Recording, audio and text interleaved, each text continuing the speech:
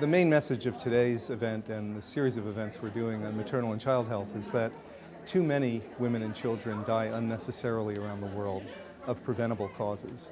And so what we'll be doing in this series is taking a look at some of the interventions that already exist that can help avoid those unnecessary deaths, as well as some of the new tools and technologies and new approaches that are being implemented around the world to make sure that women and children don't die unnecessarily. The two Millennium Development Goals that we're focusing on in this series of meetings are MDG 4, which deals with child mortality, and MDG 5, which deals with maternal mortality. And around the world now, every few seconds a child dies unnecessarily of some health condition that's preventable. And similarly, every few minutes a woman will die in childbirth or complications of childbirth.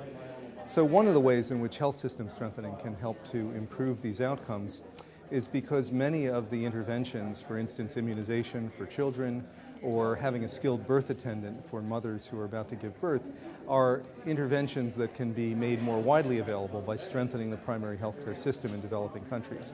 So looking at ways to do that so that you can integrate approaches across these different areas is one of the most important ways we think we can improve outcomes for MDGs 4 and 5.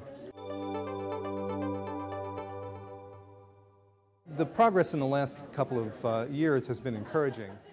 In fact, we've seen some new data on both under 5 child mortality and maternal mortality that show that things are improving.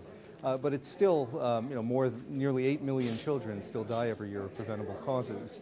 And several 100,000 women die every year in childbirth, and that's too many.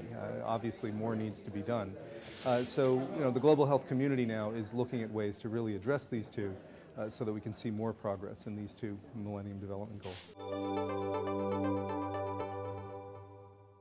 I'm optimistic. I think we have the tools. We're beginning to find ways to implement them. More resources are available, and people are really beginning to think seriously about how to work together to improve outcomes so that we won't have the kind of disparities in health outcomes we see with women and children around the world now.